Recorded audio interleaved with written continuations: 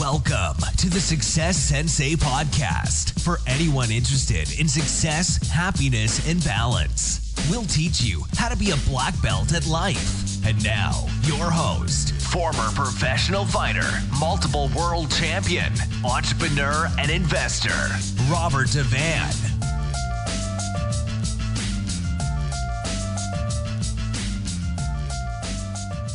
Bowing in. This is Roundhouse Rob, the Success Sensei, helping you to win at life one kick and punch at a time. Episode 142. And it's the Friday Blitz. The Success Sensei Friday Blitz coming at ya. Have you heard of micro abundance? Have you heard about it? I can't believe you haven't heard about it. Well, of course you haven't, because I've just made it up.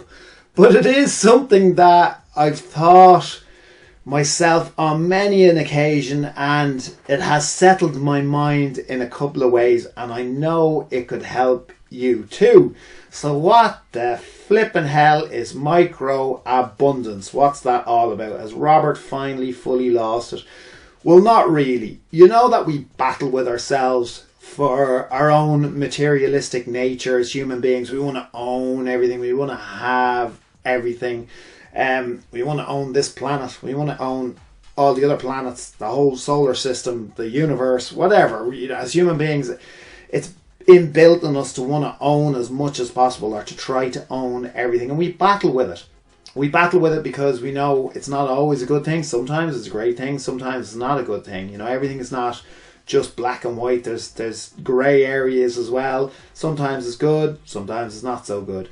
But we have this wanting to own things, wanting to feel secure, wanting to feel a massive amount of abundance. And as people who aim for success, we are looking for abundance. Yeah, it might not be necessarily material possessions, but I guarantee you in your life, if you're listening to this podcast, that is a large makeup of your goals is material possessions.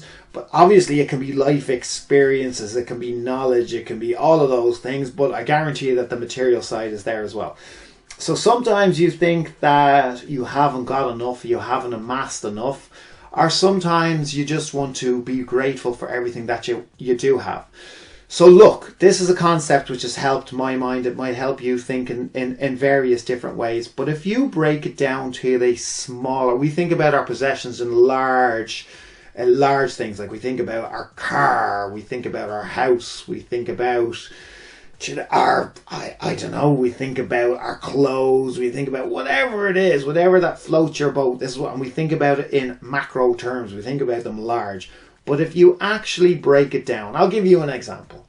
Somebody that's, I won't say lucky because I'm sure luck didn't necessarily come into it, but somebody that worked very hard and finally paid off their house, or not, but depending on the example. But in this example, somebody's worked hard, they paid off their house.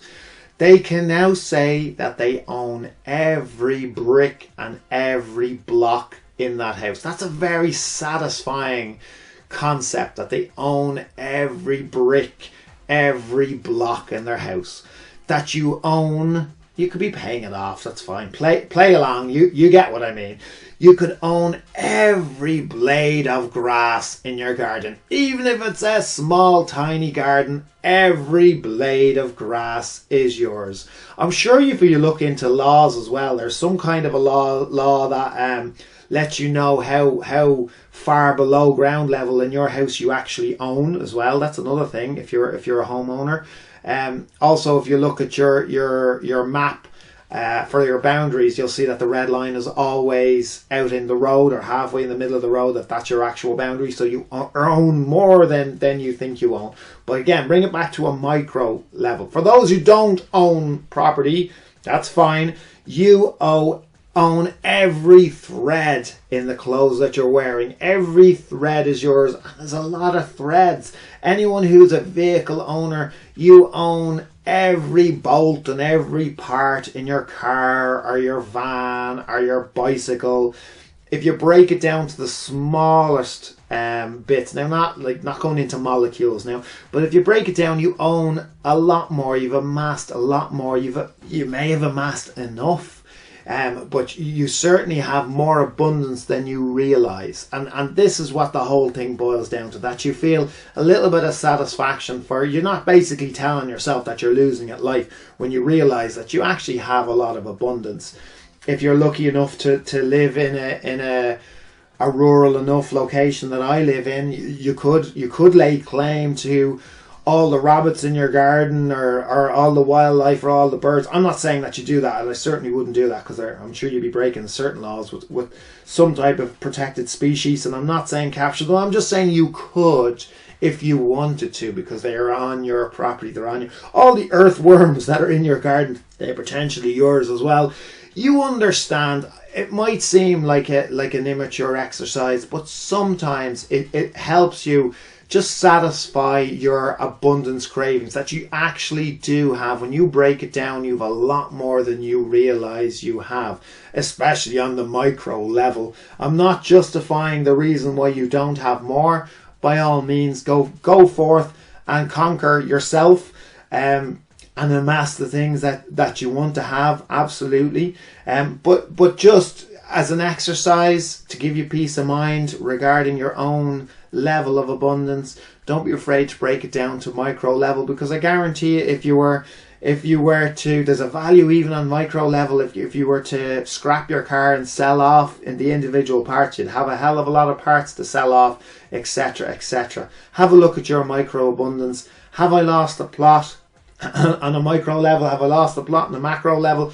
I would love to hear what you think. Please check out and contact me through the successsensei.com. Another thing, by the way, before I sign off, I am thinking about doing 3 episodes per week. What do you think? Am I already doing too many?